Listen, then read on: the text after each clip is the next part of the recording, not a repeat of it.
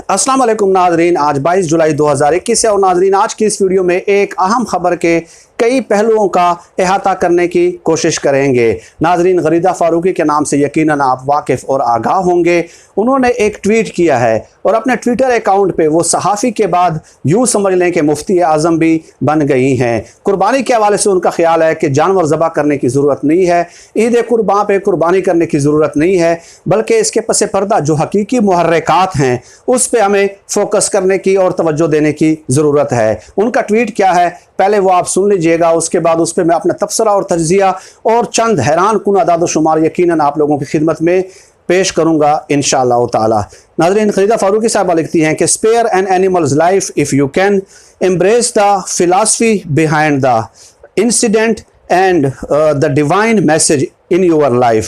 This day is not marked to eat meetings, love animals, let them live. यानी कि जानवरों से मोहब्बत करें, उन्हें जिंदा रहने का हक दें और इस कुर्बानी के फ़लसफ़े के पीछे जो हकीकी फ़लसफ़ा है, जो पैगाम है, उसको समझने की ज़रूरत है। ये उनका ट्वीट है। गोया उस कुर्बानी के पीछे जो असल पैगाम है उसको आप समझें, उस पर अमल करें और इसके अलावा कुर्बानी की ज़रूरत नहीं है, जानवरों को ज़िंदा रहने दें। अब नाजरीन, गरीदा फारूकी और इसी कबील के दीगर लिबरल लोग हैं, बहुत सारे और दर्जनों की तादाद में हैं। हम देखते हैं कि उनकी तरफ से एक दलील सामने आती है कि कुर्बानी करने की क्या ज़रूरत है। हर शख्स 15,000, 20,000, 30, 40, 50, 60,000 की कुर्बानी कर रहा है, तो वो गरीबों को ये पैसे दे दें, मुस्तहिक लोगों को ये पैसे दे दें, तो उनके घर का चूल्हा जल जाएगा और उनके घर का जो है ना ज़मामे कार चल जाएगा, उनकी ज़रूरियात पूरी हो जाएंगी।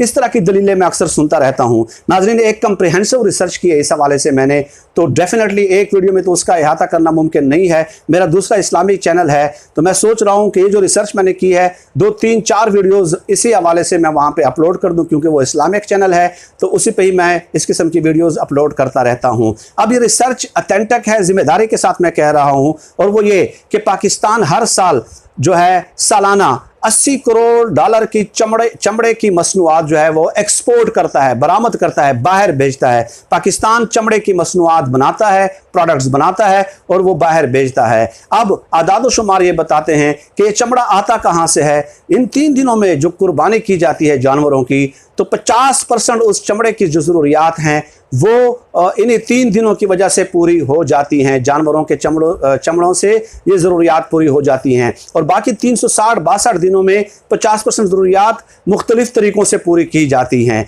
तो ये कितना बड़ा इसके जो है ना आप देख लें कि एक मुआशी पहलू है, इकोनॉमिक पर्सपेक्टिव है। इसके अलावा नाजरीन, तहकीक ये बताती है कि लाइफ स्टॉक का जो शोबा है, ये जो जानवर पालने का, मवेशी पालने का जो शोबा है, वो देहाती इलाकों में ज़्यादा होता है। डेफिनेटली शहरी इलाकों में घर छोटे होते हैं तो वहाँ पे ये चीज़ें अफोर्ड नहीं की जा सकती।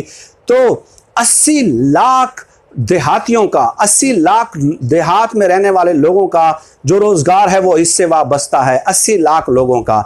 अब तहकीक ये भी बताती है कि हर साल कुर्बानी के दिनों में शहरों से देहातों में 200 से लेके 300 अरब रुपए मुंतकिल होते हैं। यानी देहाती 80 लाख इस शोबे से वाबस्ता हैं, वो शहरों में जानवर लाते हैं। 200 से 300 अरब जो है ना इन कुर्बानी के दिनों में शहरों से ट्रांसफ़र होते हैं देहातों में। तो जब देहातों में ये ट्रांसफ़र होंगे इतने पैसे, तो आप बताइए कि वो देहाती अपने बच्चों के लिए कपड़े भी लेगा, जूते भी लेगा, दवाइयाँ भी लेगा, खुराक की चीज़ें भी लेगा, फ्रूट भी लेगा।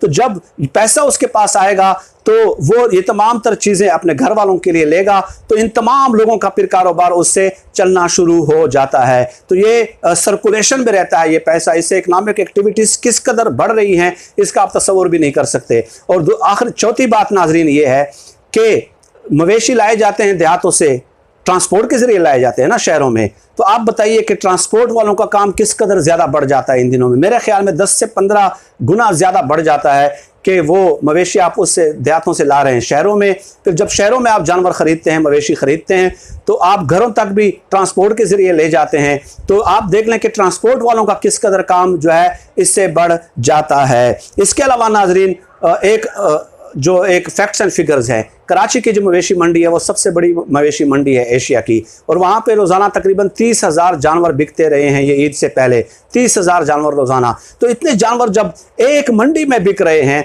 तो आप बताइए कि जब इतने बड़े जानवर लाखों करोड़ों की तादाद में बिक रहे हैं, करोड़ों की तादाद में जानवर बिक रहे हैं, तो उसके लिए चारे की भी ज़रूरत है। तो चारा जो है, इससे किसानों का काम किस कदर बढ़ गया है, किस कदर उनके इकोनॉमिक एक्टिविटीज़ जो है ना एक्टिवेट हो गई हैं, एक्सेलरेट हो गई हैं, ठीक है।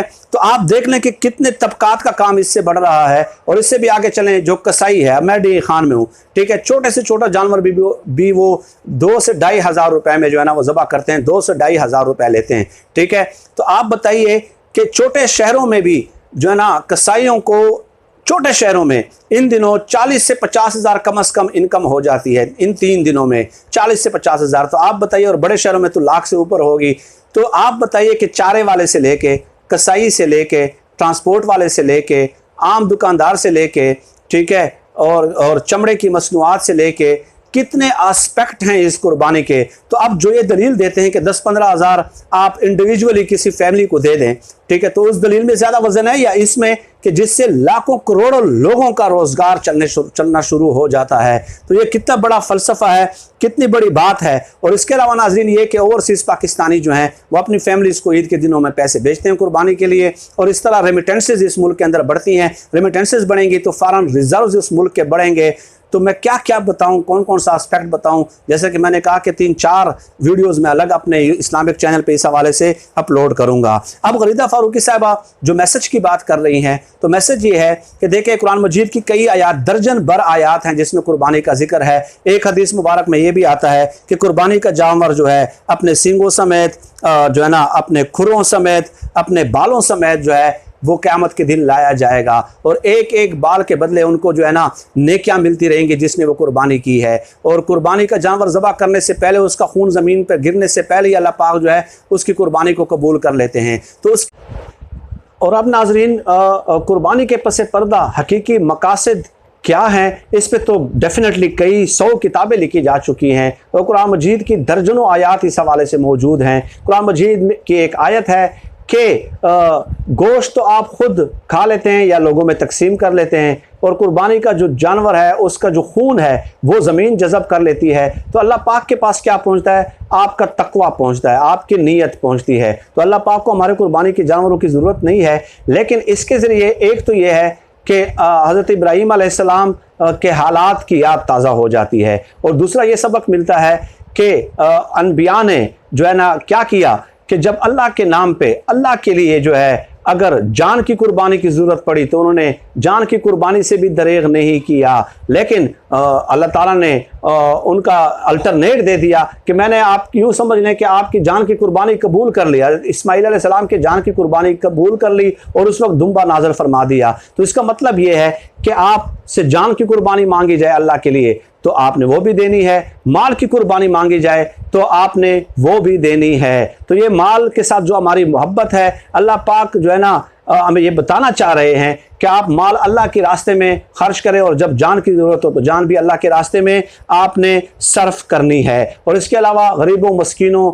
यतीमों, मोहताजों और का जो है ना एक एहसास भी दिलाना है। तो कई पहलू हैं इसके फ़लसफ़े के हवाले से, लेकिन ये बात करना कि जानवर ही ज़बह ना करें, ठीक है, और उसके मकसद को सिर्फ समझने की कोशिश करें, तो ये बिल्कुल ज़्यादती है, शाइरुल्लाह के ख़िलाफ़ है। और उसके हुक्म की जो है ना आप अपनी मर्ज़ी से तशरीह और तरमीम और तारीफ़ अल्लाह पाक के हुक्म में आप नहीं कर सकते, कतई तौर पे नहीं कर सकते। फिल वक्त नाज़रीन, आज की इस वीडियो में इतना ही। वक्तन फ़वक्तन आपसे नशिस्त का एहतमाम होता रहेगा। पाकिस्तान जिंदाबाद। अल्लाह हाफ़िज़।